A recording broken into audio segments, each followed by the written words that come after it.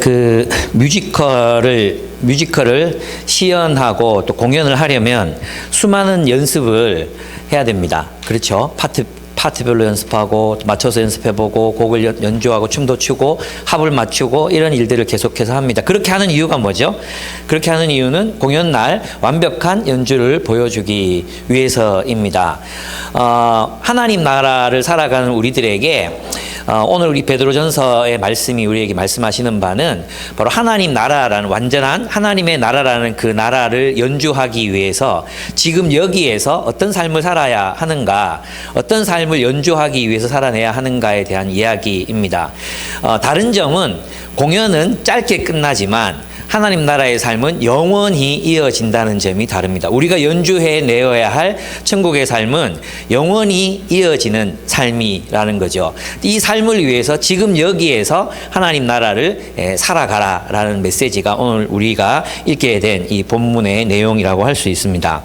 그래서 이제 이 본문을 이해하기 위해서는 먼저 13절에 나오는 그러므로가 어떻게 연결되는지를 알 필요가 있습니다. 그러므로라는 단어입니다.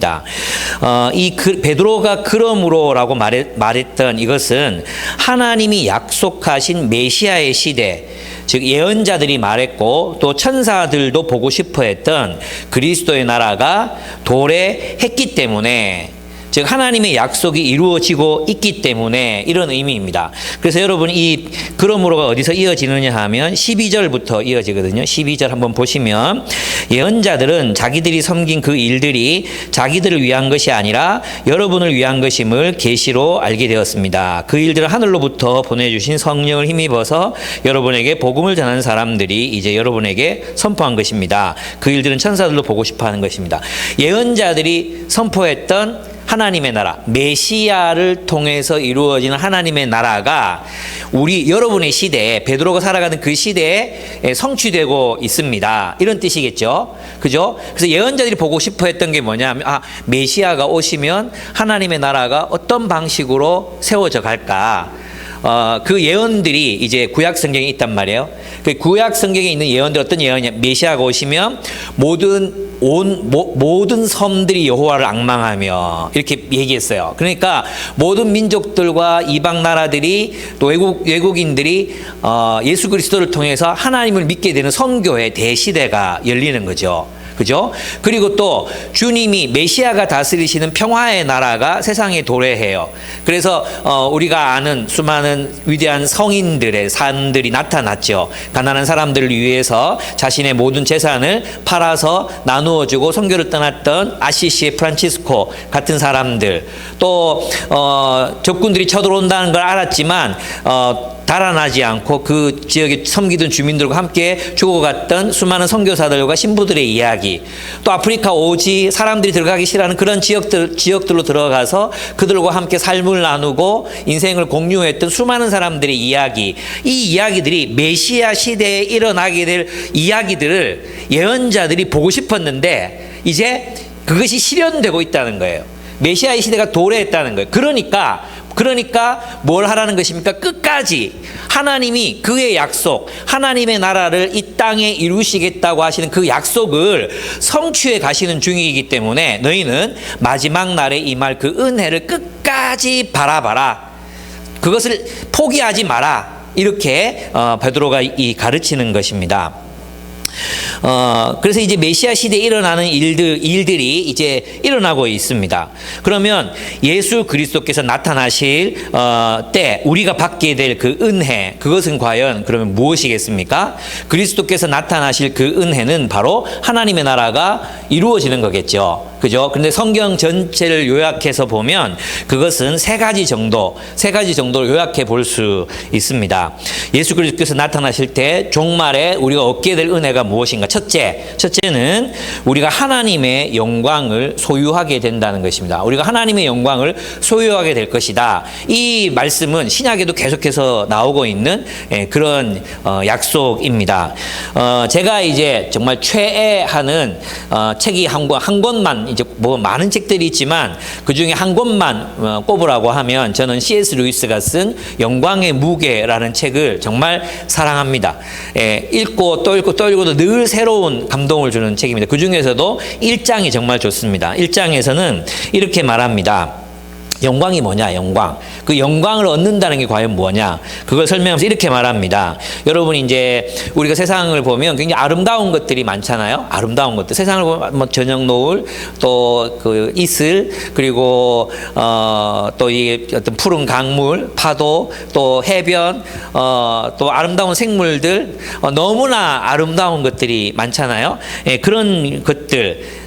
아름다운 것들이 있는데 우리는 그 아름다운 것들을 밖에 두고 이제 즐거워합니다. 그래서 C.S. 루이스는 이 영광을 소유한다는 거 어떻게 설명했냐 하면 이렇게 설명했어요. 제가 그의 글을 직접 읽어보겠습니다. 우리가 보는 아름다움과 연합하고 그 안으로 들어가고 그것을 우리 안에 받아들이고 그 안에 잠기고 그 일부가 되는 것. 예. 하나님이 주신 아름다움, 또 하나님의 영광, 하나님의 그 영광스러움, 그것 안으로, 그 하나님의 그 영광스러운 아름다움과, 연합하고, 그 영광 속으로 들어가고, 그 영광을 우리 안에 받아들이고, 그 안에 잠기고, 그 일부가 되는 것. 그것이 우리에게 주어질 영광. 이걸 이제 성경의 저자들은 뭐라고 표현했습니까? 신의 베드로전서가 나중에 이야기하겠지만 신의 성품에 참여하는 자가 되는 것. 그분의 영광을 바라보고 감탄했던 우리가 그 영광의 일부가 되는 것. 그것이 우리가 받을 영광이라고 설명했습니다. 그러면서 그는 문학적으로 이렇게 멋진 표현, 이런 문장을 하나 쓰고 죽을 수 있으면 정말 좋겠다는 생각이 드는 그런 문장입니다. 제가 읽어보겠습니다. 하나님이 언젠가 우리에게 새벽별을 주시고 태양의 광채를 입게 하실 것이다. 우리에게 새벽별을 주시고 태양의 광채를 입게 하실 것이다. 언젠가 하나님이 허락하신다면 우리는 그 안으로 들어갈 것이다. 이렇게 말했습니다. 즉 이 말은 무엇이냐 하면 우리는 지금 이기적이고 자기중심적이고 부패하고 또 죄인이지만 그러나 하나님께서는 예수 그리스도 안에 있는 우리를 어떻게 변화시켜 가신다는 것입니까? 하나님의 영광을 입은 자로, 하나님의 영광을 소유한 자로, 그죠? 남신과 여신과 같은 존재로, 신화에 나오는 님프 같은 존재들로 그렇게 살아가게 하실 것이라는 것입니다. 그래서 있잖아요. 그분의 나라에서 우리가 그렇게 영광스러운 존재로 변화되어 간다면 우리가 옆에 지금 만나고 있는 사람들을 어떤 태도로 대해야 되는가를 C.S. 루이스가 얘기해요. 그게 뭐냐 하면 우리 옆에 있는 사람들을 하나님처럼 하나님의 형상으로 대하고 존중하고 사랑해야 한다는 것입니다. 이 사람들이 하나님의 영광을 소유할 자, 아니 이미 소유해 가고 있는 자, 하나님의 성품을 덧입고 있는 자들로서 이 존재들을 바라보고 존중하고 그 가능성을, 그 희망을 기대하고 그렇게 걸고 살아가야 하는 것. 그게 뭐예요? 사람을 하나님처럼 사랑하고 하나님처럼 존중하는 그것을 뭐라고 합니까? 성경적인 용어로 정의라고 하는 것입니다. 정의. 여러분 정의는 다른 것이 아니라 사람을 사랑하는 것입니다. 그래서 있잖아요. 두 번째로 하나님께서 우리에게 주실 그 은혜, 우리가 마지막 날에 받게 될 최후의 은혜가 뭐라고 설명했느냐 하면 하나님의 사랑과 정의가 실현된 세계를 받게 되는 것입니다. 하나님의 나라. 그래서 이제 여러분 요한계시록에 보면 뭐라고 얘기했습니까? 정의가 살아있는, 정의가 의가 거하는 바 새 하늘과 새 땅을 바라보는 도다. 이렇게 말씀했죠. 그러니까 우리가 기다리는 천국은 우리의 욕망이 실현되기 때문에 우리의 욕망들이 다 실현되는 곳이기 때문에 우리가 천국을 기대하는 게 아니에요. 많은 사람들이 왜 천국을 기다립니까? 그 천국에서는 눈물도 없고 뭐도 없고 고통도 없고 뭐도 없고 그러면서 우리는 천국을 어떻게 착각하느냐 하면 내가 원하는 것을 다 실현하면서 살아갈 수 있는 장소가 천국이라고 오해하는 거예요. 천국은 그런 것이 아닙니다. 천국은 하나님께 주님께서 그리스도를 통해서 마지막에 은혜로 주실 그 천국은 하나님의 정의와 공의가 실현된 세계입니다.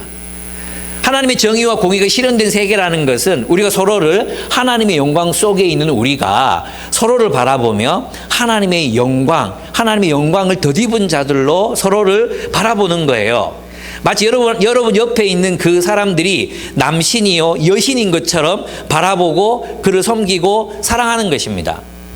우상 숭배하라는 게 아니고 옆에 사람도 한번 보십시오. 이 사람들이 앞으로 하나님의 영광 속으로 들어가야 될 영광스러운 존재입니다. 우리의 멸시를 받거나 모욕을 당하거나 또 우리에게 어떤 짓밟힘을 당해야 그런 존재. 우리가 누군가를 짓밟고 내가 올라가고 누군가를 딛고 서고 이런 존재가 아니라 내가 하나님의 영광을 덧입을 존재. 하나님의 영광 속에서 만나게 될 그런 존재, 아름다운 존재로 서로를 바라보며 살아갈 때, 그들을 그렇게 서로 섬기며 살아가게 될 때 이루어지는 게 뭐라고요? 사랑을 통해 이루어지는 것이 정의예요. 정의. 주님이 원하시는 세계. 우리가 그래서 지금 이제 베드로가 이야기하는 건 뭐냐면 그 하나님의 나라를 살기 위해 지금 여기에서부터 하나님의 나라를 살아가고 있어야 한다는 거예요. 먼 마지막에 우리가 이렇게 하나님 나라를 위해서 잘 살면 마지막에 너의 욕망을 실현시켜주는 천국이 출현할 거야. 거기서는 배고픔도 없고 거기서는 굶주림도 없고 거기서는 눈물도 없고 네가 마음 아파할 일도 없고 그냥 오롯이 너의 욕망이 실현되는 그런 천국이 그건 지옥이에요. 지옥. 그건 천국이 아니에요. 천국이 천국인 이유는 하나님의 나라가 하나님의 통치가 실현되기 때문인데 그 통치가 실현된다는 게 뭐예요? 사람이 사람을 내 이웃을 내 몸처럼 사랑하는 공동체가 완전한 그런 서로가 서로를 하나님의 형상으로 존중하고 사랑하는 그런 공동체가 출현한다는 것. 그것이 우리가 바라본 최후의 주님께서 우리에게 주실 은혜, 기다리고 있는 은혜, 종말론적 은혜, 하나님 나라라는 것입니다. 세 번째 우리가 받게 될 그 은혜는 무엇이냐 하면 하나님이 재창조하시는 우주입니다. 재창조하시는 우주. 베드로 후서를 보면은 하나님께서 마지막 날에 이 땅의 모든 불의한 것들을 불살라 버리시고 하나님이 원래 의도하셨던 세계, 하나님이 원래 의도하셨던 세계를 드러나게 하실 것이라고 말씀하셨습니다. 그래서 하나님이 에덴 동산에서부터 새 예루살렘 성에 이르기까지 하나님이 원래 마음에 그리셨던 새로운 우주를 주님께서 재창조하시고 우리에게 선물로 주시겠다고 약속하셨어요. 이 세 가지. 첫째, 우리가 하나님의 영광 속으로 들어간다. 혹은 우리가 하나님의 영광을 입는다. 두 번째, 뭐예요? 하나님의 통치가 실현되는 공동체, 하나님의 정의와 공의와 사랑이 실현되는 공동체를 우리가 얻게 된다. 그 공동체를 살게 된다. 세 번째, 이 공동체를 살아가게 할 우주, 새로운 우주를 주님께서 새롭게 창조하신다. 이 세 가지가 우리가 마지막 날에 바라보게 되는 은혜, 그리스도를 통해서 이제 이루어지게 될 그 은혜를 소망하라. 이렇게 주님이 말씀하시는 것입니다. 그 은혜를 바라보면서 뭐 하라고요? 끝까지 바라라 그랬잖아요. 13절을 보시면 예수께서 나타나실 때 여러분이 받을 은혜, 이 은혜가 설명됐죠. 그걸 어떻게 하라 그랬어요? 끝까지 바라고 있으십시오. 이렇게 설명했어요. 개역개정에는 뭐라고 설명했냐 하면 너희에게 가져다 주실 은혜를 온전히 바랄지어다 이렇게 돼 있어요. 그러면 이게 무슨 말씀이냐 하면 원래 원어의 의미로는 뭐냐 하면 소망을 고정시키라 이런 뜻이에요. 그러니까 주님께서 완성하실 하나님 나라에 대해서 그 나라를 소망함으로 그 소망을 그 하나님 나라에 다 고정시키는 거예요. 마치 운동선수들이 올림픽에서 금메달을 따기 위해서 그 소망을 거기 고정시키잖아요. 그리고 뭐 합니까? 열심히 운동하잖아요. 연습하잖아요. 훈련하잖아요. 먹을 것도 절제하고 그냥 웨이트 들고 막 뛰고 그죠? 타이어 끌고 막 그러면서 이제 그것에 집중해서 그때에 내가 치러야 될 경기를 지금 여기에서 계속 경기함으로 그 경기를 준비해 나가잖아요. 그게 바로 소망을 고정하라 이런 뜻이에요. 어떤 뜻인지 아시겠죠? 그 끝까지 바라라는 것은 장차받게 될 은혜, 즉 주님이 완성하실 하나님 나라의 소망을 온전히 고정시키고 그 나라를 지금 여기에서 살라는 뜻입니다. 소망이 무엇입니까? 소망. 소망은 뭐냐 하면 그 미래, 내가 올림픽에서 우승하겠다는 그 미래를 위해서 거기에 고정시키고 내 지금의 삶을 그 소망을 위해서 살아가는 삶이에요. 그러니까 이 소망이라는 것은 뭐냐 하면 이루어질, 하나님께 약속해서 이루어질 그 하나님의 나라를, 그 미래적인 하나님의 나라를 지금 여기에서부터 살기 시작하는 거예요. 예, 내가 공연해야 될 뮤지컬, 내가 공연해야 될 뮤지컬을 지금 여기서부터 지금 계속해서 공연하면서 사는 거죠. 연습하면서 사는 거죠. 어떤 뜻인지 이해됩니까? 그게 고정하라. 너의 소망을 하나님의 나라에 고정하라. 라는 말의 의미라는 것입니다. 어떤 자세로요? 마음을 단단히 먹고 이랬어요. 마음을 단단히 먹고 이렇게 이제 해석을 했는데 원래 의미는 뭐냐 하면 유대인들이 이제 옷이 있잖아요. 그 속옷도 와이셔츠인데 허리까지 오는 게 아니고 다리까지 오는 와이셔츠라고 생각하시면 돼요. 길게 밑에까지 오죠. 겉옷도 발목까지 온단 말이에요. 그러면 이런 옷을 입고 철렁철렁거리는 이런 옷을 입고 뭘 할 수 있겠습니까? 뭐 일을 하거나 뛰거나 이랬을 때 못 뛰잖아요. 그래서 어떻게 했냐면 겉옷을 이제 막 말아 올려, 이렇게 속까지 이렇게 말아 올려 가지고 이렇게 다리 사이 낀가 넣어 갖고 이제 허리에서 이 띠로 딱 묶는 거예요. 허리를 단단히 묶고 이런 뜻이에요. 원어에는 마음의 허리를 단단히 동이고 이런 뜻이에요. 그게 무슨 말이냐 하면 준비되어 있어라는 거예요. 준비된 마음으로 뭘 위해 준비돼야 돼? 뭘 위해 준비해야 돼요? 예, 소명을 따라 살아야 돼. 하나님의 부르심, 그 소명을 따라 살기 위해 준비된 마음. 그 다음에 뒤에 나오는 마음이 뭐냐 하면, 뒤에 보시면, 어디 갔죠? 예, 은혜를 마음을 단단히 먹고 뭐 해서 정신을 차려서 이렇게 돼 있잖아요. 이 정신을 차려서라는 말은 이제 개역개정에서는 근신하여 이렇게 돼 있어요. 영어 성경에 보면 디시플린이라고 돼 있어요. 훈련된 마음을 말하는 거예요. 여기서 정신을 차린다 이 말은 뭐냐 하면 아주 훈련된 마음으로 이제 사는 것을 의미합니다. 그래서 정신을 차려서라는 말은 술이나 약물 같은 것이나 염려, 소유, 명예욕, 또 앞으로 야망 이런 것들로 우리의 마음의 분별력을 잃어버리지 말고 이런 뜻이에요. 분별력을 잃어버리지 말고 온전히 깨어있는 정신으로 훈련된 마음으로 세상을 살라는 것입니다. 그렇다면 잘 준비되고 또 훈련된 마음으로 소망을 온전히 고정시키라. 이 말의 뜻은 무엇일까요? 그것은 바로 이것입니다. 소망은 지금 우리가 당하는 고난의 현실을 이기는 힘입니다. 소망은 미래를 현재로 끌어들이는 능력입니다. 소망은 이루어질 미래를 지금 여기에서 살아가는 삶을 의미한다는 것입니다. 하나님의 나라를 소망하고 지금 여기에서부터 지금 여전히 로마가 지배하고 있는 그런 세상에서 하나님의 나라를 살라는 것입니다. 그러면 이 소망을 가진 사람은 이 현재의 고난을 이기면서 살아갈 수 있다는 거예요. 포기하지 말라. 끝까지. 중간에 하나님 나라를 위해 살다가 중간에 포기하지 말라는 거예요. 그 하나님 나라가 봐라. 지금 그러므로 그 예언자들과 천사들이 그렇게 보고 싶어 했던 메시아의 나라가 정말로 도래했지 않느냐.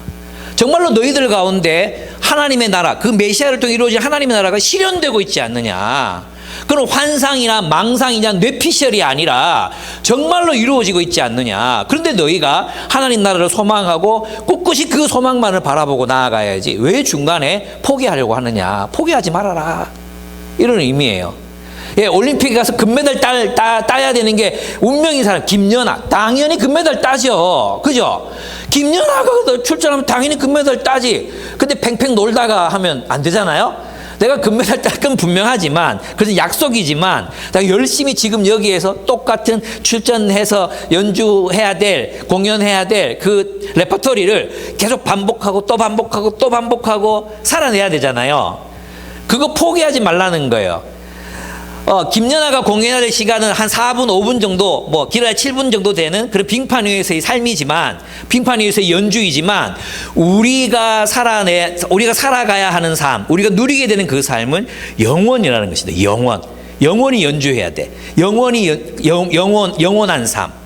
그러니까 지금 여기에서 그 삶을 살아가기 시작해라. 그리고 포기하지 말아라. 이런 의미입니다. 여러분 있잖아요. 이제 여러분이 이런 일은 없지만 여러분이 대기업, 대기업 이 적절한 예는 아니 딱 맞는 예는 아니에요. 근데 예를 드는 거예요. 예를 대기업의 이제 총수의 아들이야, 아들 딸들이야.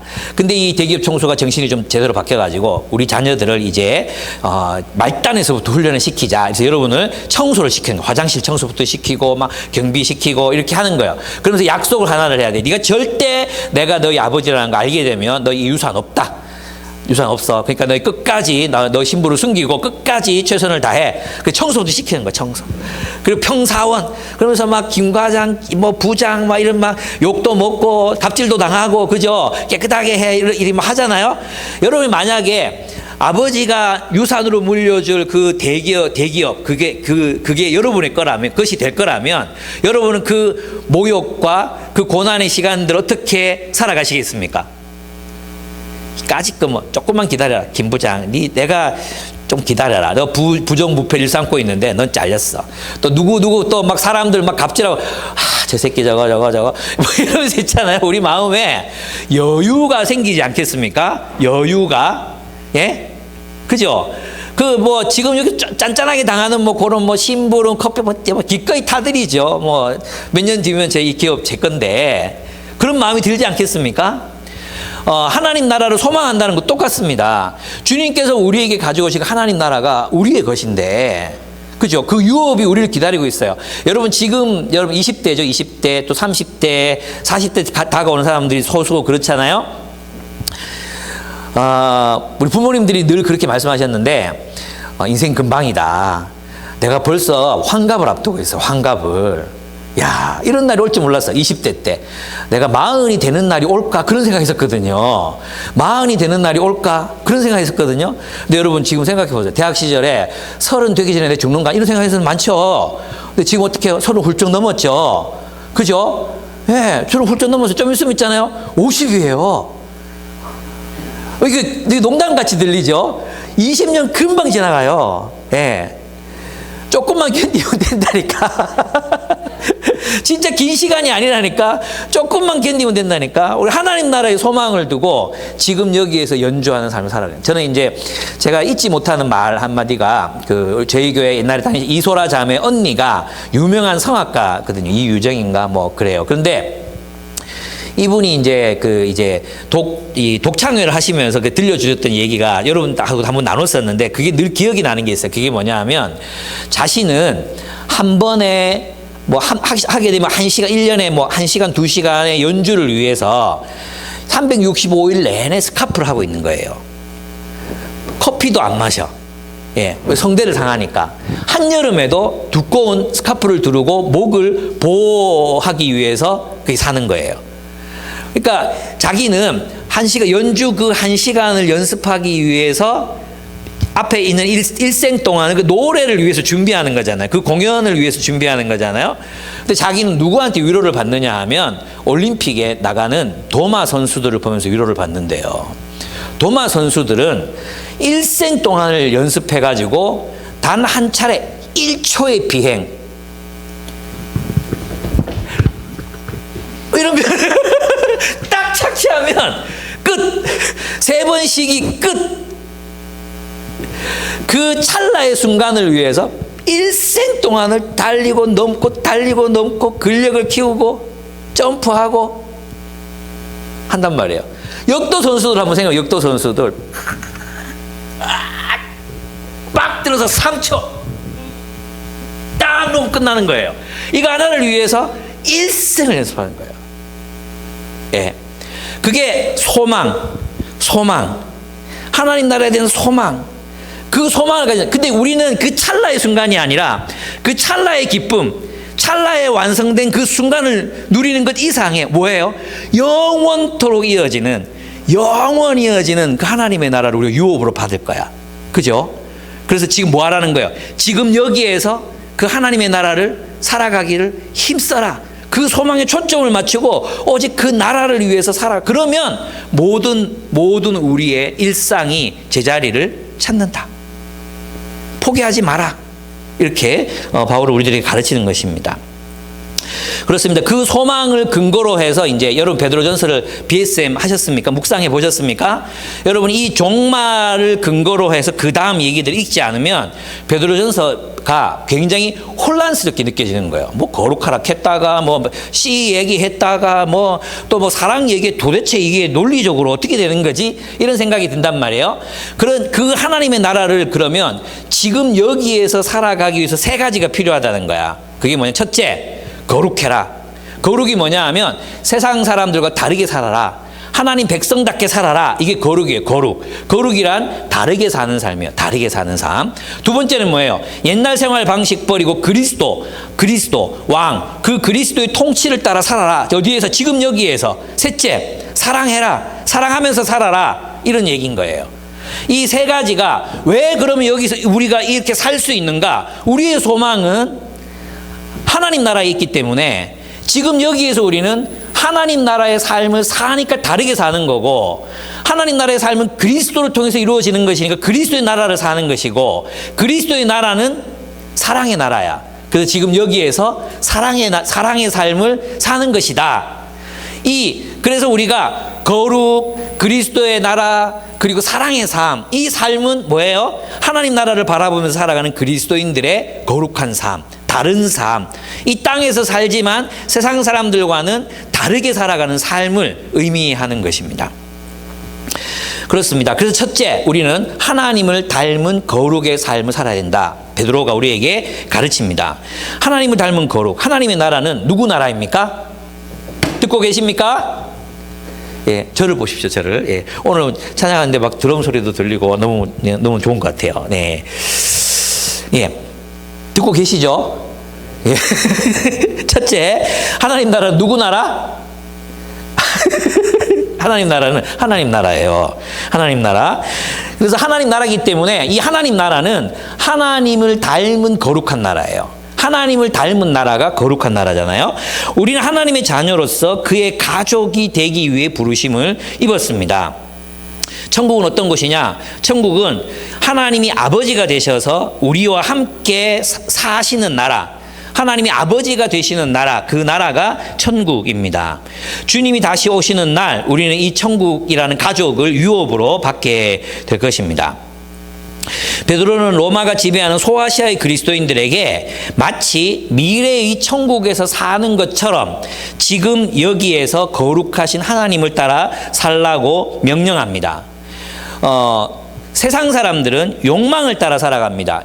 거꾸로 말하겠습니다. 욕망을 따라 사는 사람이 세상 사람입니다. 욕망을 따라 사는 사람 세상 사람입니다. 그럼 너희는 욕망을 따라 살지 말고 어떻게 살라는 것입니까? 14절에 보면 순종하는 자녀로서 여러분은 전에 모르고 좇았던 욕망을 따라 살지 말고 누구를 따라 살라 해요? 여러분을 불러주신 그 거룩하신 분을 따라 살아라. 이렇게 말하고 있습니다. 그래서 그리스도인은 욕망을 따라 사는 사람이 아니라 하나님을 따라 사는 사람이에요. 그래서 욕망을 따라 살지 않고 다르게, 욕망을 따라 살아가는 사람들과는 다르게 하나님을 따라 살기 때문에 뭐예요? 거룩한 거예요. 거룩이는 딴 게 아니라 하나님을 따라 살아가는 삶입니다. 그래서 그리스도인은 하나님을 따라 거룩하게 살아야 한다고 말씀하시는 것입니다. 우리 사역자 모임에서 김난도 교수님과 여러 공동 저자들이 쓴 2022년 트렌드 코리아를 읽고 있습니다. 2022년을 전망했어요. 전망하면서 이제 10가지 특징들을 막 이렇게 얘기하거든요. 근데 이제 그 중에 몇 가지가 이제 이런 것들이 있어요. 제일 중요한 그 어떤 변화의 흐름이 뭐냐 하면 우리 사회가 나노 사회가 된다. 나노 사회. 옛날에는 어떻게 했어요? 핵 가족이 있었어요. 핵 가족. 그죠? 대가족 공동체에서 과거에는 완전 집단주의였죠. 집단주의. 그죠? 6.25는 조선이라는 나라가 하나의 집단이었잖아요. 그 집단 큰 가족이 나라에서 이제는 대가족으로 왔다가 핵 가족이 된 지 얼마 되지 않았잖아요. 근데 핵가족이 지금 어떻게 되고 있습니까? 붕괴되고 있죠. 그래서 1인 가구가 엄청나게 막 늘어난단 말이에요. 1인 가구도, 가족도 붕괴되고 있잖아요. 그래서 이제 가족이 파편화되고 있어요. 공동체가 사라지고 있어요. 그죠? 근데 더 심하게 이제는 그 1인 파편화된 파편화돼서 살아가는 게 아니라 사회가 나노화된다는 거예요. 나노화. 그건 뭐냐 하면 우리 사이의 관계들이 다 단절될 뿐만 아니라 자아조차도, 여러분 이런 얘기 이제 최근에 많이 들리는 얘기 중에 부캐릭터, 부캐 들어보셨죠? 부캐. 이 부캐가 뭐냐 하면 투잡, 쓰리잡, 돈을 쫓아가야 되기 때문에 여러 개의 인격들이 우리 안에서 막 형성되는 거예요. 유튜브로 보여주는 캐릭터와 내 실제 캐릭터, 그리고 내가 사람들과 만나는 캐릭터 달라요. 내가 교회 안에서 보여주는 캐릭터와 세상 사람들 사이에서 내가 보여주는 캐릭터가 달라요. 부캐로. 여러분 부캐로 살아가는 사람도 많잖아요. 부캐로. 여기서는 여기가 주캐인가, 여기가 봄캐인가, 저기가 봄캐인가, 여러분 헷갈리죠? 세상에서 살아가는 게 봄캐고 여기서 부캐인가, 여기가 부캐고 여기가 봄캐고 저기가 부캐인가, 막 헷갈리죠? 이게 나노사회라는 거예요. 나노사회.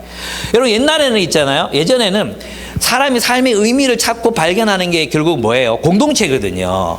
그 공동체 속에서 유능한 사람, 여러분 잘 많이 안 보셨던데 이제 갯마을 차차차 거기 보면 그 동네에서 홍반장은 최고의 남자, 멋진 사람, 좋은 사람, 이런 의미가 있잖아요. 그래서 의미는 공동체라는 배경 속에서 존재하는 거거든요. 훌륭하신 분, 그분 정말 내가 본받을 만한 사람이지. 그래서 이 명예가 주어지고 의미가 주어진단 말이에요. 그렇죠? 근데 공동체가 깨지고 나면 개인만 남잖아요. 그러면 이 개인만 남는 사람이 의미를 발견할 수 있는 게 뭐겠어요? 이전에는 직장이었거든요. 직장에서 일 잘하는 상사, 성실한 사람, 유능한 존재, 직장에서 자기 의미를 찾았단 말이에요. 근데 오늘날의 직장은 어때요? 기껏해야 10년도 아니잖아. 5년이면 막 다 바뀌어 나가잖아요. 그죠? 그럼 거기에서도 이제는 사람들이 더 이상 그 안에서 자신의 의미를 찾으려고도 안 해요. 자기 직장에서 자기 삶의 의미를 발견하겠다고 생각하는 사람 없어요. 여러분 없잖아요. 직장은 그냥 내가 일한 만큼 월급 주면 돼. 그리고 월급 안 주면 나쁜 직장 나가면 돼. 맞죠? 그래요. 예. 그런 세상이 됐단 말이에요. 그러면 남는 게 뭐예요? 나노사회에서 남는 거, 공동체에서 더 이상 의미를 발견할 수가 없어. 그럼 남는 게 뭐겠어요? 머니러시라는 거예요. 이건 내 얘기가 아니고 이제 트렌드 코리아 2022년에서 말하는 거예요. 저의 생각과 비슷하죠. 예. 그 머니러시. 나노 사회가 된 이 세상에서는 돈을 쫓아갈 수밖에 없다는 거예요. 돈을 벌어야 되니까. 돈을 벌어야 돼. 그래서 돈을 벌기 위해 개인만 남잖아요. 개인만 남는 게 뭐냐면 공동체에서 의미를 발견할 수 없기 때문에 결국은 욕망의 축으로 나타날 수밖에 없는 거예요. 욕망의 축으로. 그 욕망을 향해서 달려갈 수밖에 없는 사회가 되는 거죠. 그 욕망을 이루려면 뭘 벌어야 돼요? 머니를 벌어야 돼. 머니러시. 그 투자, 쓰리자, 포자. 그렇게 해서 어떻게든 돈을 벌어야 되는 세계가 도래한 거예요. 그러면 돈 벌어서 뭐 하냐? 이게 정말 끔찍한 건데요. 득템력. 돈 벌어서 뭐 하냐? 득템. 옛날에는 있잖아요. 돈을 벌어서 뭘로 자기를 과시할 수 있었습니까? 집, 차, 그리고 명품 백, 이런 걸로 좋은 옷, 또 패션, 감각, 이런 걸로 자랑할 수 있었잖아요. 그죠? 근데 그 이전으로 돌아가 보죠. 그 이전으로. 사람들은 무엇을 위해서 살았습니까? 명예, 인격, 자아 성취, 이런 개념들이 있었잖아요. 그죠? 근데 지금은 어떻습니까? 돈을 벌어서 뭐 해야 됩니까? 득템을 해야 돼. 이제는 뭐냐 하면 사람들이 웬만하면 돈 벌어가지고 웬만한 건 다 살 수 있어요. 샤넬백, 또 이렇게 카푸어 된다면 있잖아요. 우리도 제네시스 이런 거 몰고 다닐 수 있어요. 예. 그냥 안 먹으면 되지 뭐. 안 먹고 굶고 죽 먹고 이렇게 살면 되잖아요. 그러면서 이제 사람들 앞에서는 나 제네시스 타는 사람이야. 난 BMW 모는 사람이 할 수 있잖아요. 그죠? 근데 이제는 그걸로도 부족해. 이제는 뭘 가져야 되느냐 하면 돈으로도 살 수 없는 걸 가져야 돼. 그게 뭐예요? 아이템이에요. 예, 한정판 나이키, 한정판 시계, 그림, 돈 주고도 못 사는 거, 그거 득템해야 돼. 득템력, 상품. 이제 발트 비냐민이 벌써 한 거의 이제 오래됐잖아요. 몇십 년 전에 뭘 얘기했습니까, 베냐민이? 예, 자본주의 사회에서는 상품이 우상의 역할을 한다 그래서 상품이 우상의 역할을 한다. 근데 이제는 뭐냐 하면 이 상품이 영혼을 대체하게 됐어요. 상품이 영혼을 대체하게 됐다고요. 과거에는 영혼이 고결한 사람, 우리 테스 뭐 이런 거 있죠. 영화도 있잖아요. 테스라든지 뭐 노예 12년 그 고난과 어려운 가운데서 순수한 사랑과 또 막 그런 불굴의 의지와 막 이런 것들 보여. 우리는 그 영혼, 그 고결한 영혼을 향해서 막 박수 쳤단 말이에요. 그죠? 그게 공동체가 있어야 가능한 거잖아. 근데 나노 사회에서는 그게 없어. 그럼 뭘 보여줄 수밖에 없어? 내 인격을 보여줄 공동체가 없어. 그럼 뭘 보여줄 수밖에 없어? 상품이에요, 상품.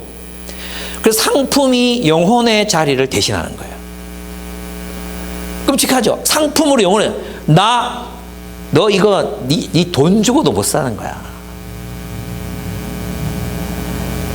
상품이 영혼의 자리를 대신해. 욕망을 따라 세상을 살아간다는 게 뭐냐? 바로 그런 거예요. 욕망을 따라 사는 사람들을 우리는 세상 사람들이라고 얘기하는 거예요. 하나님의 백성들은 그 욕망이 아니라 하나님을 따라 살아가는 사람들이라고 말합니다. 2020년을 살아가는 사람들에게 상품은 드디어 영혼 그 자체가 되어버렸습니다. 주님 말씀하신다. 욕망을 따라 살지 마라. 하나님 따라 살아라. 요번에 이제 우리 부모님 팔순이셨거든요. 5월달이었는데 좀 이제 늦춰주셨어요. 그래서 이제 이사 가고 나서 가자 이래가지고 우리가 제주도 여행을 온 가족이 같이 갔어요. 가면서 이제 어떤 뭐 그런 욕망에 대한 얘기 뭐 이런 얘기들이 나왔는데 그때 우리 이제 그게 동생 재수 씨죠. 재수 씨가 제게는 조카에게 있었던 일들을 이제 얘기하면서 그런 얘기를 했어요.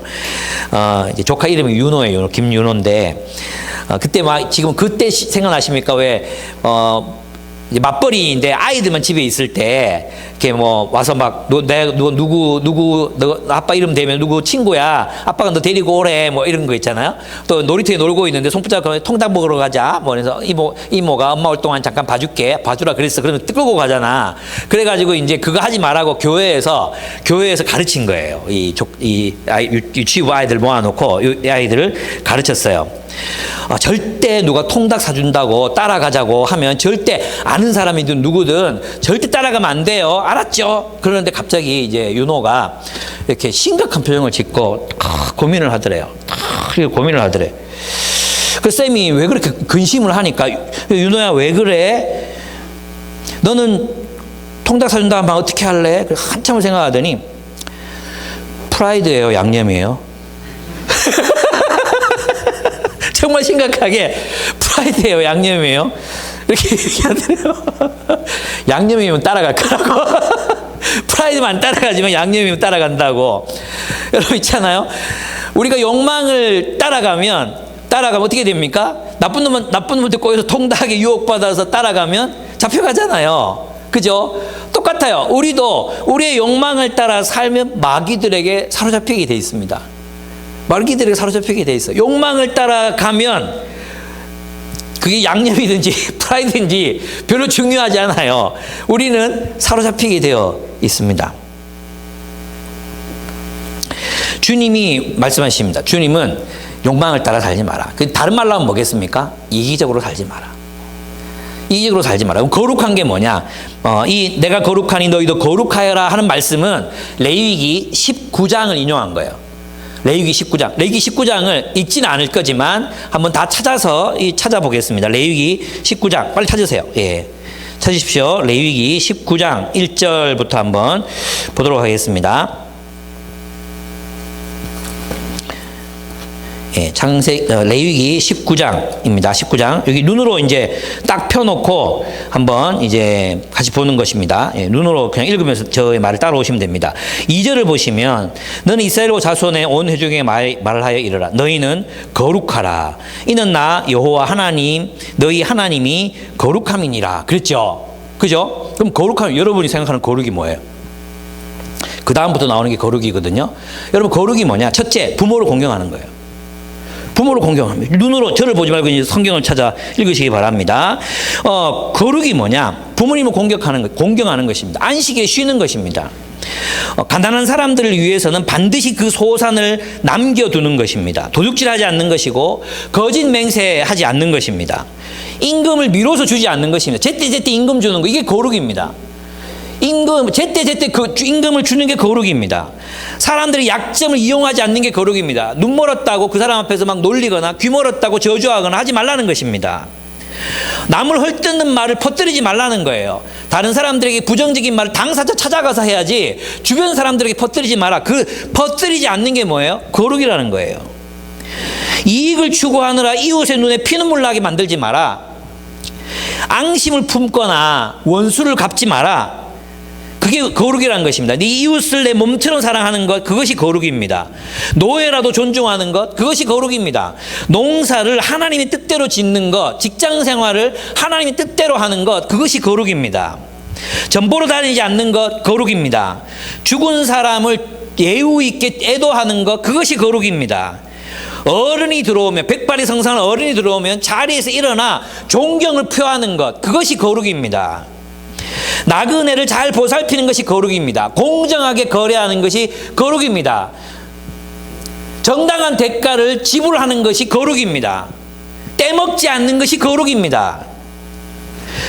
그렇습니다. 거룩은 우리의 인간관계와 경제생활, 가정과 직장에서의 삶, 영적인 생활, 이 모든 것을 포괄하는 일상의 삶을 하나님의 뜻대로 사는 것입니다. 일상을 하나님의 뜻대로 모든 행실에 거룩하라. 모든 행실에 거룩하라. 기도할 때만 거룩하지 말고, 예배 드릴 때만 거룩하지 말고, 교회에 와서만 거룩하지 말고, 네가 밥을 먹고 똥을 싸고 일하고 사람들과 관계하고 아르바이트에서 만나는 사람들을 대하고 가정에서 부모님을 대하는 태도가 거룩이라는 것입니다. 여기 기도하라는 말이 한마디라도 있습니까? 이렇다고 하면 기도하지 마라 이런 뜻이 아니에요. 우리는 거룩 이러면 기도를 생각한다. 기도. 오랜 시간 기도하는 거룩. 말을 막 이상한 뭐 목사님처럼 예수 그리스도의 보혈 막 이렇게 하는 게 막 거룩이라고 생각한단 말이에요. 그렇게 거룩이 아닙니다. 거룩은 일상을 욕망이 아니라 하나님의 뜻대로 사는 것입니다. 내가 다른 사람의 험담 남에게 막 퍼뜨리고 그 약점을 쥐고 막 흔들고 싶을 때 말하지 않는 것, 불편하지만 당사자를 찾아가는 것, 그게 거룩입니다. 부당한 이익을 누리려고 애쓰지 않는 것, 그것이 거룩입니다. 노동을 착취하지 않는 것, 현수야 충엽이한테 사과 줬나? 뭐 그런 게 거룩입니다. 예. 정당한 대가를 지불하는 것, 그것이 거룩입니다. 교회에서 부목사님들 또 사역자들에게 정당한 대가를 지불하는 것, 그게 뭐예요? 교회가 지켜야 될 거룩입니다. 당장 다음 달에 나가라 이렇게 말하는 게 그 거룩이 아닙니다. 우리 일상의 삶 속에서 내가 사람들을 대하는 태도에서 요즘에 있잖아요. 어디 이제 부모님하고 이제 전기자전거를 사려고 전기자전거 가게에 갔단 말이에요. 그러면 저는 이제 와서 이 상품은 이게 물어볼 수 있잖아요. 이제 그래서 이 어머님하고 아버님 같이 타고 다니실 좀 그런 자전거 없습니까? 이렇게 물어봤단 말이에요. 그러니까 안 됩니다. 그럼 설명을 해야 될 거 아니야. 또 물어봐야 돼. 왜 안 됩니까? 그러면 법적으로 안 됩니다. 그럼 어떡하라고? 그 일반 자전거 사람 타고 다니잖아요. 안 됩니다. 25km 이상은 안 됩니다. 처음부터 말을 하든지. 그걸 꼬치꼬치 소비자가 캐물어야 돼. 아, 같이 타고 다니시려고 하시는군요. 아, 근데 현행법은 이런저런 뭐 이렇게 위험 요소도 있고 하기 타지 말라고 하시는데 뭐 가까운 거리는 되지 않겠습니까? 뭐 이렇게 설명할 수 있잖아요. 그렇지만 위험하시니까 차라리 뭐 다른 걸 하는 게 어떠신지 뭐 이렇게 얘기할 수 있잖아요. 근데 완전 막 무시하는 거예요. 무시. 그거를 막 이렇게 왜 우리가 마치 욕을 그것도 모르는 식의 욕을 먹어야 되는 대상처럼 취급한다. 식당을 가도 그래. 식당을 가도 딱 주문하라고 해놓고는 7명 들어가서 막 인상부터 찌푸려 인상. 그리고 2명 여기 뭐 경과되는 거 이거 찍으셔야 됩니다. 보여줬는데 보지도 않아. 여기 적었더니 보여줬거든. 보지도 않아. 띠껍다 뭐 이런 표정이야. 7명이나 쳐들어와가지고 나를 힘들게 하냐 이런 표정이야. 그렇게 하지 않는 게 거룩이라는 거예요. 거룩. 사람을 사랑하는 것, 사람을 존중하는 것, 그게 거룩이라고요. 거룩. 뭐가 거룩입니까? 여러분 어떻습니까? 거룩은 우리 인간관계와 경제생활, 가정, 직장 이 모든 것을 욕망을 따라 살지 않고 하나님의 말씀을 따라 사는 일상, 너희 모든 행실에 거룩하라 말씀하십니다. 거룩이란 세상 속 일상에서 살아내야 할 천국의 삶이라는 것입니다. 여러분 거룩하십니까? 부모님을 공경하고 윗사람이 올 때 자리에서 일어나고 이제 배우셨죠? 그럼 제가 여러분이 탁 앉아있을 때 탁 이게 자리에서 일어나서 목사님 오셨습니까? 이게 거룩이야. 예? 사람을 존중. 저도 이렇게 여러분들 볼 때 반갑다고 인사하고 친절히 대하고 그게 거룩이에요. 모든 행실에 거룩하라 하셨습니다. 지금 여기에서 천국을 살라. 천국의 삶이 뭐예요? 하나님 닮은 거룩한 삶이니까요. 천국의 생활 방식, 여러분 이제 그 두 번째, 그러니까 소망 이후에 첫째 거룩, 두 번째 천국의 삶을 살라는 건데 이 부분은 이제 베드로전서로 다시 한번 돌아가 보겠습니다. 하나님은 심판하시는 분이라는 거예요. 17절에 보시면 그리고 사람을 겉모양으로 판단하지 않으시고 각 사람의 행위대로 심판하시는 분을 여러분이 아버지라고 부르고 있으니 그랬어요. 두려운 마음으로 살라는 거예요. 두려운 마음으로. 두려운 마음으로 어떤 삶을 살라는 것입니까? 하나님은 심판하시는 분이시다. 하나님은 사람의 겉모양으로 사람을 판단하지 않습니다. 즉 겉모양이라 하면 그 사람의 지위, 학벌, 재산, 외모, 계급 이런 것들로 하나님은 우리를 판단하시지 않습니다. 하나님은 각 사람의 행위대로 심판하시는 분이십니다. 그러니까 우리는 어떻게 행위해야 합니까? 어떻게 살아야 합니까? 베드로 사도는 말합니다. 조상으로부터 물려받은 헛된 생활 방식에서 주님이 우리를 해방했다, 구원했다고 말씀하십니다. 우리 어디서부터 구원했어요? 조상들로부터 물려받은 헛된 생활, 허무한 생활 방식으로부터 우리를 해방하셨어요. 그래서 우리는 다시 그곳으로 돌아가면 안 되고 어떻게 해요? 그리스도의 통치를 따라 살아야 한다는 것입니다. 우리는 그리스도의 귀한 피로 해방을 받았습니다. 그렇기 때문에 우리는 두려운 마음으로 천국의 방식으로 이 세상의 삶을 살아가야 돼요. 강남 스타일이 아니라 수성구 스타일이 아니라 천국 스타일, 지저스 스타일로 이 세상을 살아가야 한다는 것입니다.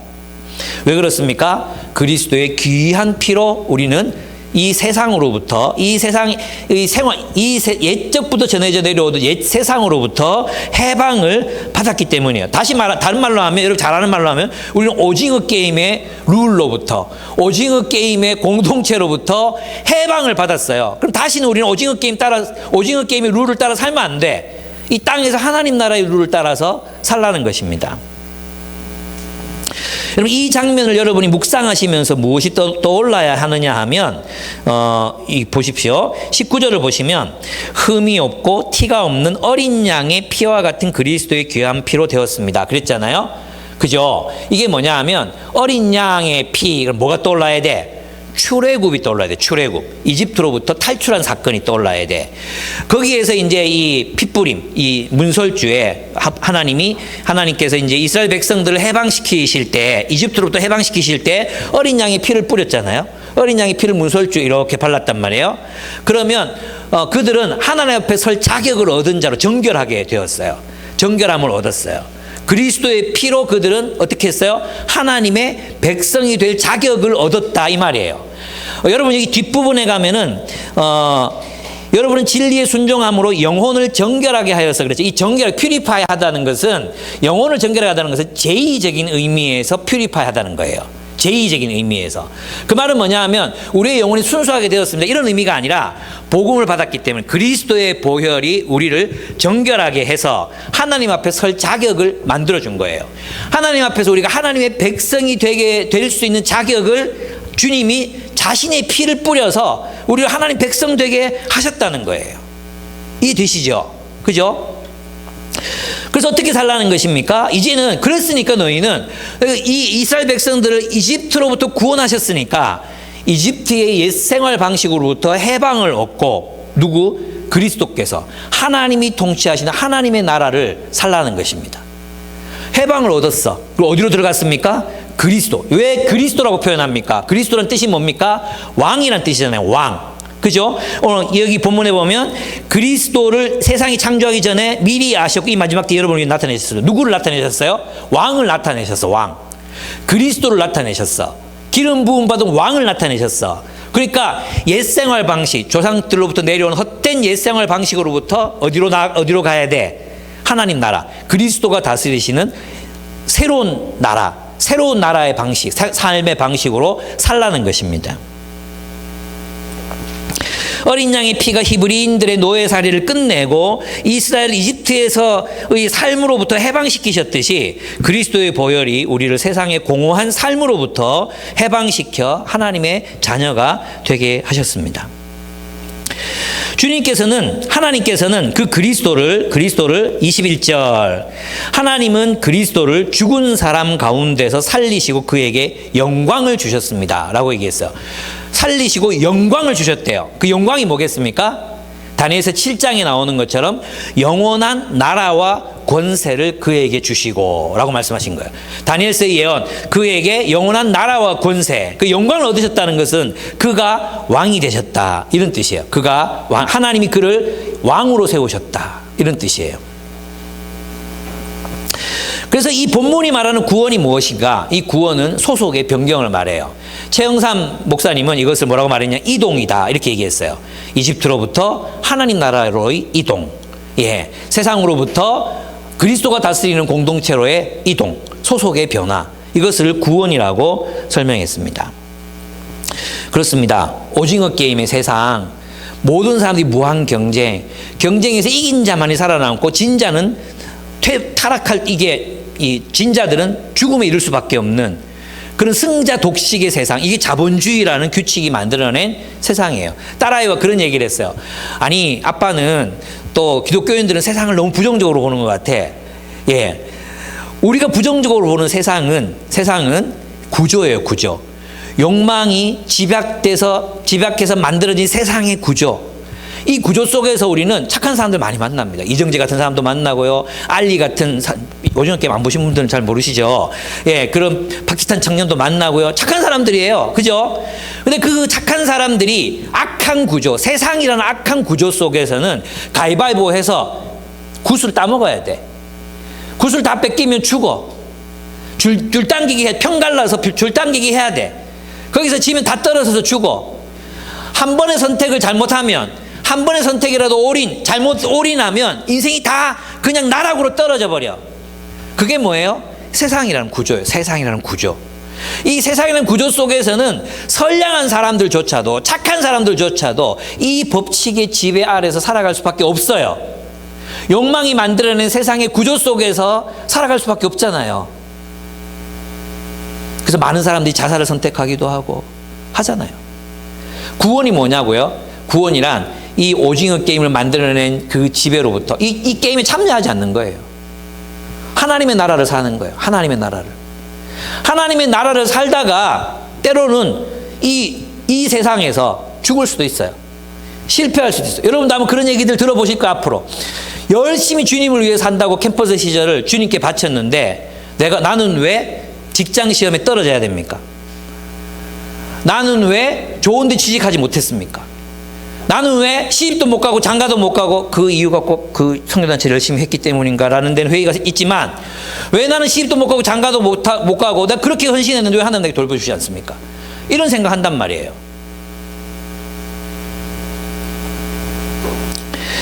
우리는 이 세상으로부터 구원받아 하나님 나라로 들어왔습니다. 그럼 남는 게 뭡니까? 이제 우리는 하나님이 남습니다. 하나님이 통치하시고 하나님이 인도하시고 하나님이 이끄시는 세상 속에서 하나님을 의지해서 살아가야 합니다. 어제 여러분 김명년 목사님께서 하신 말씀 들으셨습니까? 채색옷을 벗어야 산다. 이 채색옷은 야곱이 요셉을 위해서 만들어진 특별한 옷이었어요. 이 채색옷은 원래 마지가 입는 옷이거든요. 마다들이 상속자라는 표시로 입는 옷이에요. 근데 이 야곱은 요셉을 편애했기 때문에 자기가 사랑했던 그 아내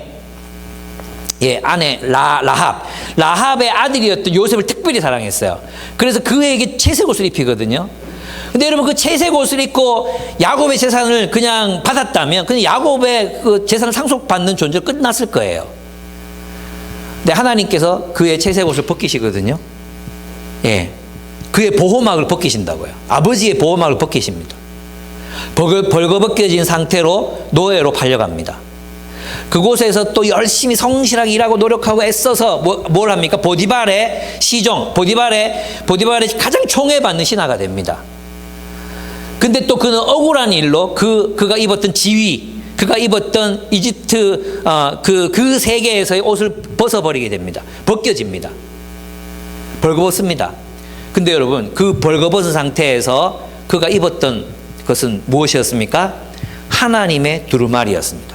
하나님의 두루마기, 하나님의 두루막, 하나님의 옷, 하나님의 겉옷, 하나님의 보호하심을 입습니다. 여러분, 우리가 주님을 위해 살아갈 때 우리 주님 뜻대로 살았다가 고난 당할 수 있습니다. 모함을 받을 수도 있습니다. 오해를 당할 수도 있고요. 실패할 수도 있습니다.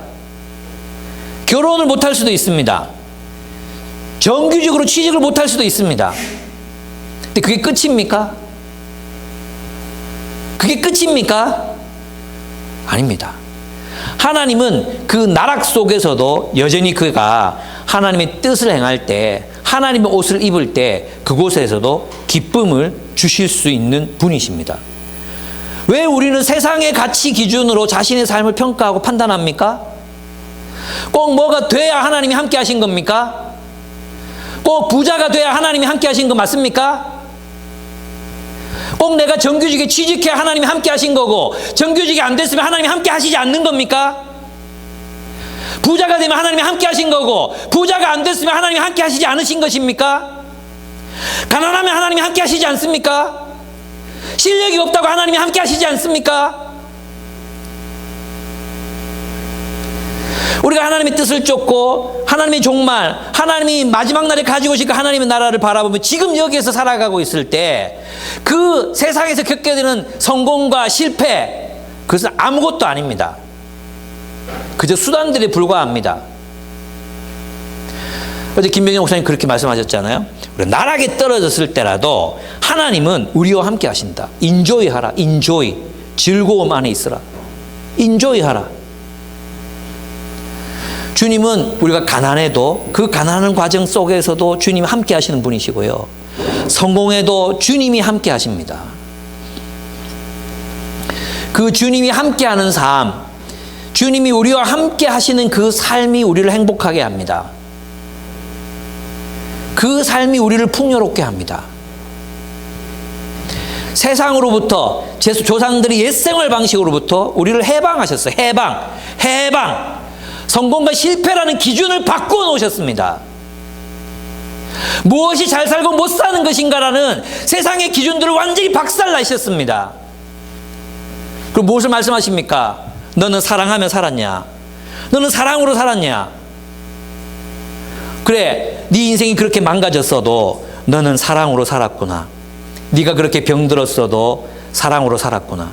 네가 그렇게 늙었어도 사랑으로 살았구나. 너를 극복했구나. 그 사랑의 삶 가운데 하나님이 함께 하시지 않겠습니까? 하나님이 함께 하심으로 그 고난을 이겨내시는 여러분들이 되시길 축복합니다. 끝이 아니잖아요. 하나님이 얼마나 더 멋지게, 여러분도 앞으로 선배들, 성교대 선배들 이렇게 만나잖아요. 그럼 내가 그때 열심히 일해가지고 지금 내가 취직도 안 되고 하나님 정말 원망스럽다, 이런 얘기하는 사람들 수십 명 만나게 될 겁니다. 그때의 헌신은 무엇이었고 지금은 무엇을 위해 살고 있는 겁니까? 주님이 우리를 돌보시지 않습니까? 문제는 우리가 주유소에서 총을 쏘는 알바를 하든, 돈이 있든 없든, 정규직이든 비정규직이든 주님을 위해 살고 있으면 됩니다. 주님 안에서 누리고 있으면 됩니다. 돈이 중요한 게 아닙니다. 이렇게 말하면 또 막 돈도 중요합니다. 돈도 중요한데 우리의 소망은 어디에 두라고요? 하나님 나라. 그걸 두고 걸어갈 때 때로는 실패하고, 때로는 성공하고, 때로는 넘어지고, 때로는 또 이기고 승리하고, 그럼 하나님이 함께 하시는 삶을 보여주는 그 사람의 인생이 행복할 것입니다. 복이 있다 말씀하실 것입니다. 그렇습니다. 마지막으로 우리는 복음을 따라 사랑하는 삶을 살아야 합니다. 결국 우리가 살아야 할 거룩한 삶이 뭡니까? 아까 레위기 19장을 다 요약하면 사랑해라는 거예요. 사랑해라. 사랑해라. 사랑입니다. 하나님이 사랑이시기 때문입니다. 사랑하며 살고 싶지만 사랑이 참 어렵습니다. 그러나 우리 그리스도인들에게 주어진 다른 길은 없습니다. 사랑 이외에 다른 길은 없습니다. 어렵죠. 예. 오늘 아침에도 아내랑 티격태격 했는데 이 사랑이 어렵습니다. 예. 낭만적으로 사랑 생각하면 사랑이 쉽습니다. 그러나 현실의 사랑은 쉽지 않습니다. 그렇지만 우리는 어떻습니까? 우리는 진리에, 여기 본문에 보면 이걸 먼저 주석을 해야 되겠습니다. 여러분은 진리에 순종함으로 영혼을 정결하게 하여서 그랬잖아요. 이 말은 뭐라 그랬어요? 진리에 순종한다는 것은 복음에 복종했다 이 말이에요. 복음에 복종했다. 그 복음이 무엇입니까? 예수가 그리스도이시고 그리스도인 그분께서 온 세상을 하나님의 정의와 사랑으로 회복하실 것이다.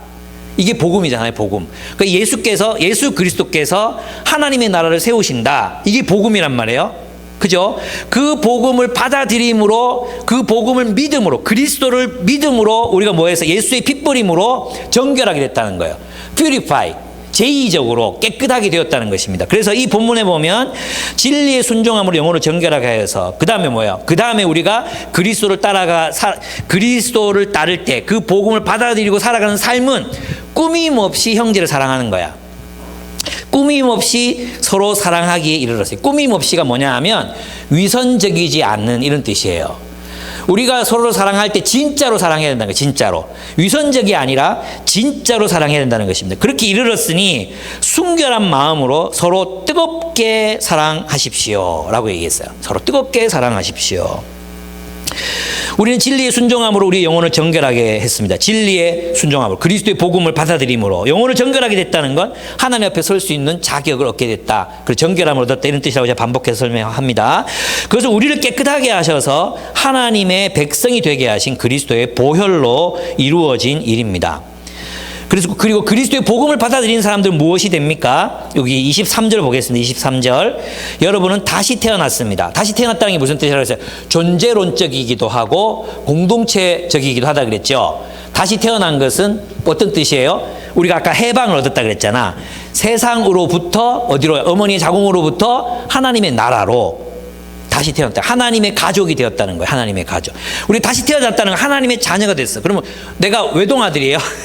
우리 외동아들 아니잖아. 외동딸 아니잖아. 우리 모두 형제 자매가 됐다는 말이에요. 그러니까 뭐 해야 돼? 하나님을 닮은 하나님의 자녀들은 뭐 하며 살아야 돼? 사랑하며 살아야 돼. 거짓 없이 사랑하기 이르렀다. 서로 사랑해야 돼. 사랑이 거룩이야. 주님을 닮은 사랑, 하나님의 사랑을 닮은 사랑으로 살아가는 것이 거룩이라는 것입니다. 그럼 어떻게 우리가 이렇게 하나님의 자녀가 되었는가, 거듭났는가? 그게 뭐냐 하면 이제 23절 후반절에 나옵니다. 썩지 않을 씨, 곧 살아계시고 영원하신 하나님의 말씀으로 그렇게 되었습니다. 이렇게 얘기하고 있어요. 그죠? 썩지 않을 씨. 우리는 하나님의 그 자녀들은 아버지의 씨로 자녀가 태어나잖아요. 그것처럼 하나님의 씨는 하나님의 말씀이야. 하나님의 복음이야. 그 복음을 우리가 받아들였을 때 우리가 하나님의 자녀로 태어났다는 것입니다. 그래서 이 본문을 이제 인용하는데 24절을 보시면 모든 육체는 풀과 같고 그 모든 영광은 풀의 꽃과 같다. 풀은 마르고 꽃은 떨어지되 주님의 말씀은 영원히 있다. 이 말씀만 보면 말씀 자체에 대한 예언인 것 같아 보이잖아요. 근데 이사야 40장을 한번 찾아보겠습니다. 이사야 40장 이것도 여러분이 눈으로 한번 보시면서 같이 보시면 좋겠습니다. 읽으시면 좋겠습니다. 이사야 40장 6절에서 8절입니다. 이사야 40장. 네.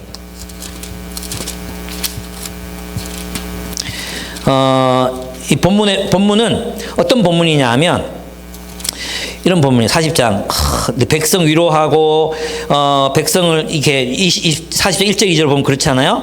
그러면서 이제 한 소리가 외친다. 광야에서 주님 오실 길을 닦아라 그랬죠. 그리고 나서 6절에 한 소리가 외쳐라. 모든 육체는 풀이요 그의 모든 아름다움 들의 꽃과 같고 주님이 그 이끈 부시면 꽃은 마르고 꽃은 시든 푸른 마르고 꽃은 시든 그렇다. 이 백성 풀에 지나자. 푸른 마르고 꽃은 시드나 우리 하나님의 말씀은 영원히 서 있다. 그러면서 9절에 누구를 약속하시며 좋은 소식을 전하는 시온 어서 높은 산으로 올라가라. 아름다운 소식을 전하는 예루살렘아 너의 목소리를 힘껏 높여라. 두려워하지 말고 소리를 높여라. 유다의 성읍들아 여기에 너희의 하나님이 계신다 하고 말하라. 만군의 주 하나님께서 오신다.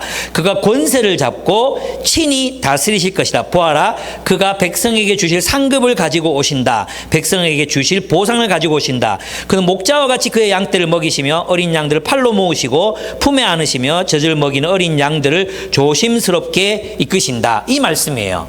그러니까 하나님이 지금 이스라엘 백성들이 포로로 잡혀가 있잖아요. 포로로 잡혀가 있는 이스라엘 백성들에게 한 외침 소리, 광야에 외치는 소리가 있을 것인데 그가 그 백성들을 회복시키셔서 하나님의 나라로 세우실 것이다. 예. 누구를 통해? 하나님, 이 땅에 오시는 하나님, 메시아를 통해, 하나님으로 오시는 메시아를 통해 하나님의 나라를 회복하실 것이다. 이 말이에요. 그러니까 이 복음을 순종했단 말이에요. 이 복음. 메시아로 오신 예수님을 받아들였어요. 그래서 뭐가 이루어졌어요? 구원이 이루어진 거예요. 구원이. 하나님 나라가 그 메시아를 통해서 세워진 거예요. 그래서 그의 말씀, 하나님 나라의 약속, 방금 말했던 하나님이 친히 목자가 되시고 하나님이 친히 그들 품에 안으시고 젖을 먹이는 어미 양들을 조심스럽게 이끄신다. 그가 우리들의 왕이 되시고 우리의 보호자가 되시고 우리를 지키시는 아버지가 되실 것이다.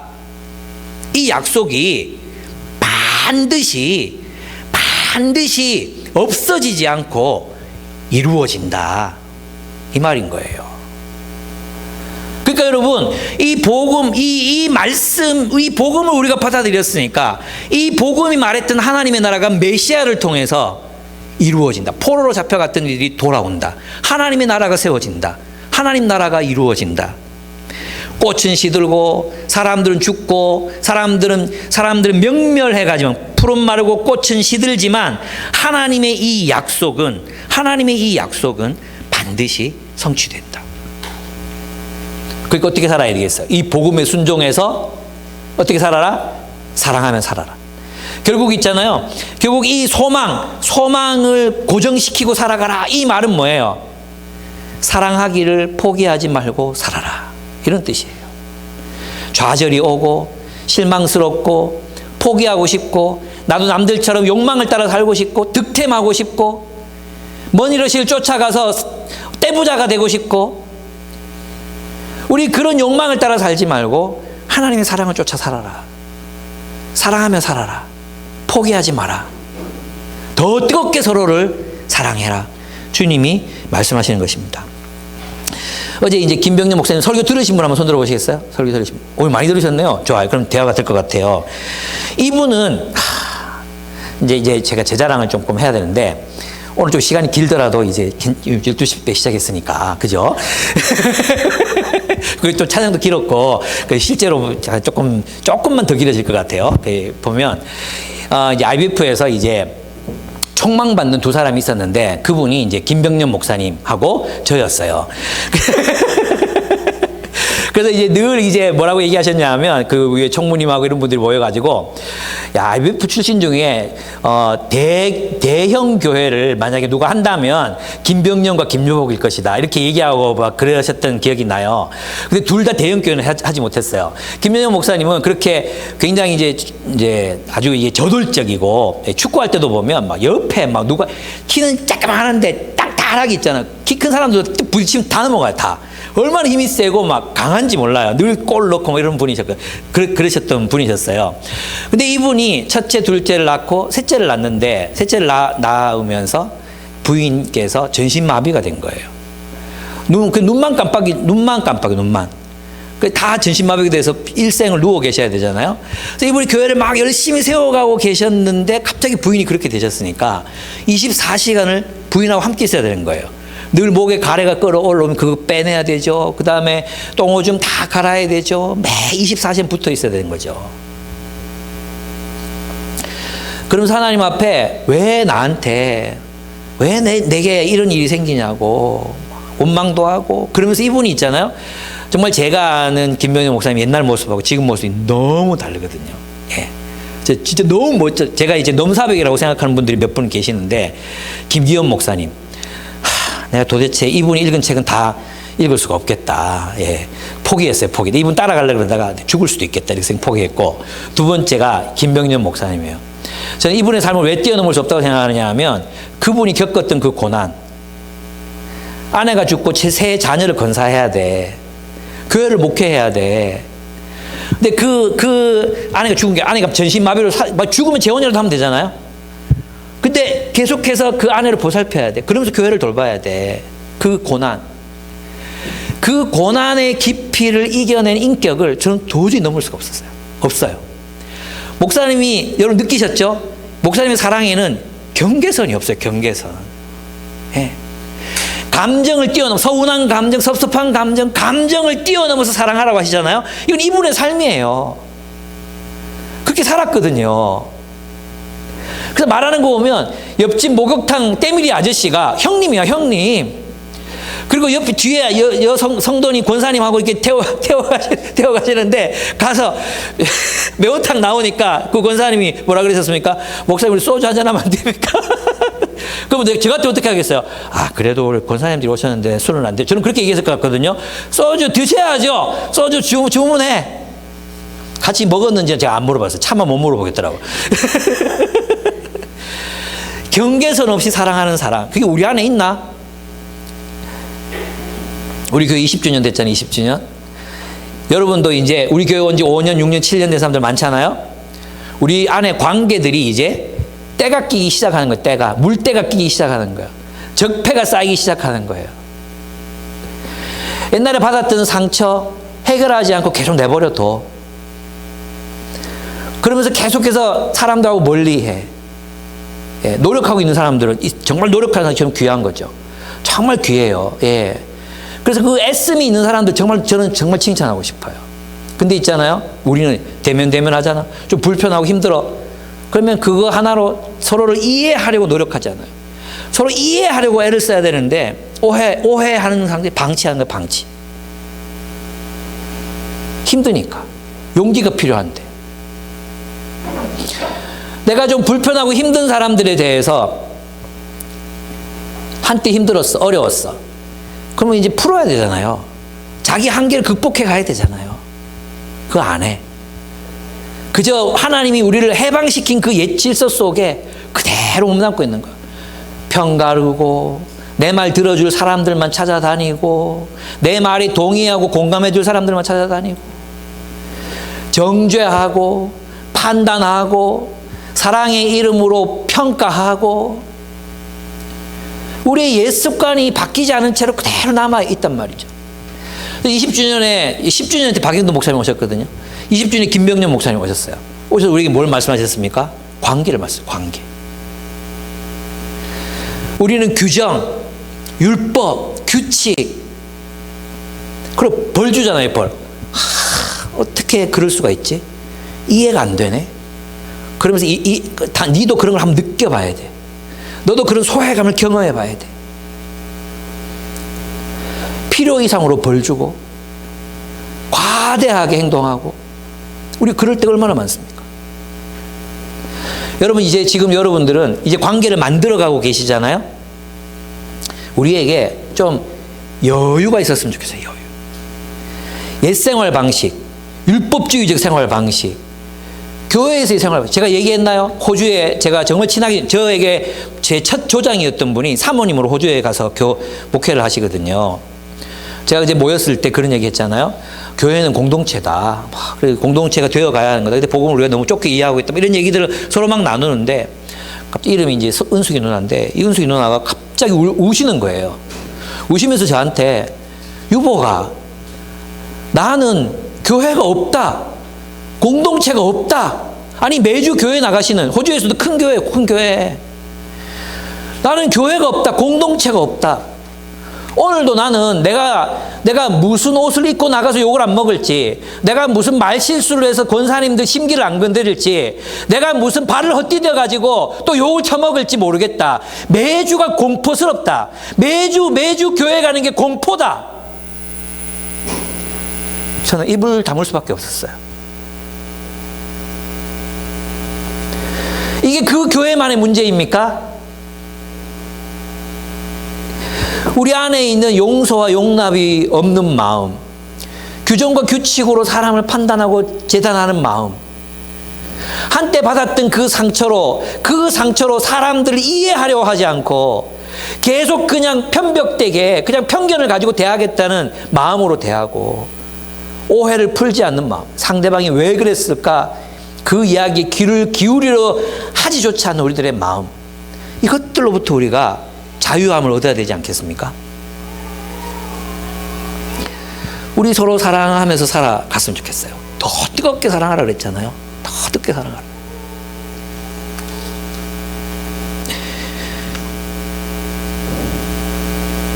우리도 그렇게 사랑했으면 좋겠어요. 여러분, 저도 들으면서 있잖아.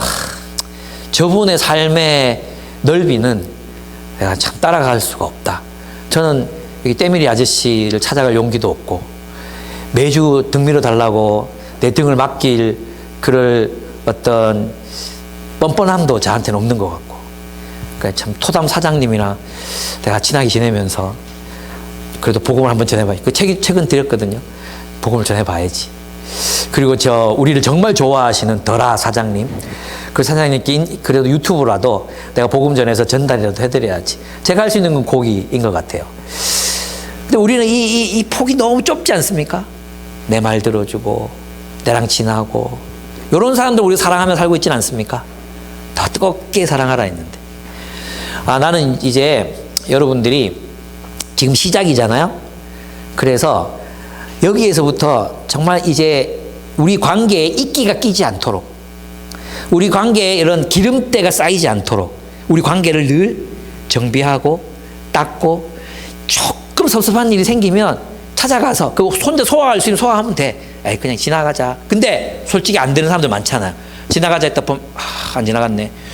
또 에이 뭐 이런 거 가지고 그러면 막 또 뒤 돌아가 또 생각하고 또 누구한테 말하고 그런 사람들 있잖아요. 있죠. 그러면 찾아가요. 찾아가서 이런 거 섭섭했어요. 야, 그 말이 나한테 이렇게 들렸는데 진짜 의도가 뭐냐? 물어봐요. 그리고 해결해. 작은 게 쌓일 때, 목사님 그때 표적 설교했죠. 내가 누가 이야기했어요? 누가 이야기했어? 그런 생각 들죠? 그때 찾아와. 목사님 표적 설교 했어요? 나한테 했어요? 저 얘기하겠죠. 표적 설교 아니라고. 인간의 보편적인 상황이라고, 그게. 근데 설교할 때 네 생각이 나긴 했어. 그렇게 얘기할 수 있죠. 설교를 그렇게 준비한 건 아닌데 하다 보니까 네 생각이 났어. 난 그런 얘기는 할 수 있어요. 예. 그래서 야, 이해해라. 사람이 다 그렇다. 뭐. 그래서 이해하고 용서하고 그래야 되는 거 아니에요? 그래서 여러분 있잖아요. 막 묻어두고 그래서 있잖아. 사람을 이해하지 않으려고 결단하지 말고 이해하려고 애를 쓰시는 게 필요한 것 같아요. 예. 그래서 있잖아. 작은 어떤 불평과 불만들이 쌓였을 때 그때 그걸 풀어내는 게 진짜 필요해요. 그걸 풀어내는 게. 그래서 내가 누군가에 대해서 불편한 마음이 생겼어. 그럼 뭐 하라 그랬어요? 카톡 보내고, 그죠? 밥 먹자 하고, 말하면서 자연스럽게 얘기할 수 있잖아요. 그죠? 그게 풀어요. 예. 작은 일이 쌓였을 때. 근데 그 큰 상처가 되면 얘기하기 어려워지거든요. 그래서 작은 것 한 가지 쌓였을 때, 나 이랬어. 나 저랬어. 에이, 괜찮아. 미안해. 나도 그랬어. 나도 서운하더라. 미안해. 용서해줘. 내가 아직 어리다. 내가 아직 멀었다. 그런 얘기할 수 있는 공동체가 천국이야. 천국은 우리의 욕망을 실현시켜주는 장소가 아니라니까요. 천국은 우리가 변화되지 않으면 들어갈 수 없어요. 행위대로 심판하시는 자 앞에서 두려움으로 이 기간을 보내라. 우리는 물론 주님의 핏부림으로 구원을 얻죠. 그러나 우리가 우리의 행위가 주님이 원하시는 대로 사랑의 삶으로 계속해서 변화되어 가야 한다는 거 잊지 말고 살았으면 좋겠습니다. 우리는 장차 하나님의 영광을 덧입을 하나님의 여신과 남신 같은 존재로 살아가야 될 사람들입니다. 우리는 서로를 그런 멋진 모습으로, 존귀한 모습으로 서로를 만나게 될 것입니다. 그 가능성, 소망 없는 죄, 거기에 자꾸 몰두하지 말고 하나님이 그를 어떻게 변화시킬 것인가, 하나님이 저 사람을 어떻게 위대한 존재로 만들어 가실 것인가, 하나님이 그 사람을 어떻게 변화시키고 계시는가, 그 하나님의 시선에 우리 시선을 고정하고 사람들을 바라보고 기대하고 존중하고 그 가능성을 살려내는 그런 사람들이 되시기를 축복합니다. 아멘. 예, 우리 함께 기도하겠습니다. 오늘도 마찬가지로 여러분 하나님이 우리에게 들려주신 말씀이 있습니다. 뭐 감동이 됐건 안 됐건 뭐 중요하지 않습니다. 기억을 떠올리십시오. 내가 목사님이 무슨 말씀을 하셨나 떠올리십시오. 그 가운데 첫 번째 떠오르는 생각들을 붙잡고 기도하시면 됩니다. 하나님이 오늘 나에게 이 말씀을 주시는 것 같아요. 그것이 하나님의 음성입니다. 그것을 붙들고 한번 기도로 나아갔으면 좋겠습니다. 기도하겠습니다.